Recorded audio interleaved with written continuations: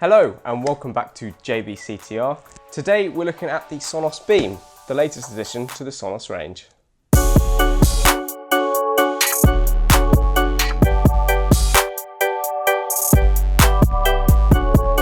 Now SONOS is one of my favourite brands because I admire how they managed to bring decent sound to the masses by making it so easy to install multi-room systems, surround sound systems, and pretty much whatever configuration you liked, and I absolutely love that. Now, it's been nearly a year since I looked at some SONOS stuff, and the closest thing to this was the Play Bar. Now, if you have watched my review from over a year ago now, I was a little unimpressed with the SONOS Play Bar, and I really was left feeling underwhelmed by the sound of it on its own. However, when you added the SONOS Sub, it transformed the sound, and I absolutely loved it. The only issue there is it then becomes a £1,000, if not more, system. Now SONOS have released their Beam, which is the smallest bar in their range, and it also hosts the most connectivity options and can even turn your TV on and off via Alexa. So it all sounds mighty impressive, so I guess we should start the review by getting in the box. In the box, you'll find the SONOS Beam itself, which feels weighty and very well built, a warranty and instruction booklet, a UK power supply, an HDMI cable, which is the Beam's party piece, and an HDMI to optical converter. We'll come to this in a second. On the rear of the unit, you'll find an HDMI port, an Ethernet port, a button for connecting the device to your network during installation, and a power supply inlet. In order to use the HDMI port, you'll need a TV that is HDMI ARC enabled. This technology has been used for some time, so you are likely to own a TV that already supports this technology, even if you didn't know you did. Using this technology allows you to turn the volume up and down using your voice, and even ask Alexa to turn your TV either on or off. Alexa, turn on the TV. Okay. For those of you who don't own a TV that supports the HDMI ARC, SONOS do supply an HDMI optical out converter which can be used instead. The downside of this is that you'll find it difficult to use your TV remote to control the volume, and you may have to use a SONOS app instead. But of course, the biggest downside to using an optical connection is that you won't be able to ask Alexa to turn your TV on or off.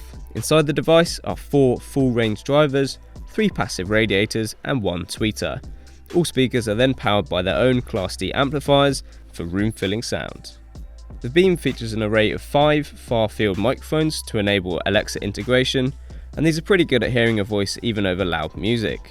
SONOS have also introduced support for AirPlay 2, which means that you can use any Apple device to connect directly into the speaker, and also create multi-room systems using speakers from other manufacturers. So it's now been a couple of days since I installed the SONOS Beam, and as you can see, it now fits in with our decor. It doesn't really stick out too much, and overall I quite like the design. The smaller form factor means that it doesn't overtake the room, and if I'm honest, unless you knew what you were looking at, you probably wouldn't notice it there at all. Unfortunately, the bass response was a bit disappointing out of the box, but having played with the EQ settings, you can actually up the bass by quite some margin. I've left mine at 75% as I think that sounds just about right. Overall, left and right channels are split really well, and you can also use the speech enhancement feature, which actually makes quite a big difference. I highly recommend you turn that on for TV. However, if you're listening to music, just turn it off because it can make it sound a little weird. In terms of connectivity, I've been slightly underwhelmed by the Alexa that's been built into the SONOS Beam. I was hoping it would replace my Alexa Dot because the speaker in that is rubbish, but unfortunately it's just not quite the same. I can't put my finger on it, but it's not quite as responsive, it's a bit slow sometimes. The fact you can turn the TV on using your voice is pretty cool, and it just about does what I need, but it's not a seamless failover from the Echo Dot. Of course, it's a SONOS, so I mean their ecosystem is very impressive anyway. I've got a couple of other speakers dotted around the house, and obviously it's just integrated as you'd expect. I do like the fact that you can play the sound from your TV in multiple rooms. So for example, we've got a SONOS in the kitchen. It's quite nice to be able to play the TV sounds in the kitchen if you're sort of entertaining, they're watching TV or cooking. You can sort of keep an eye on what the program's doing. So I like that too.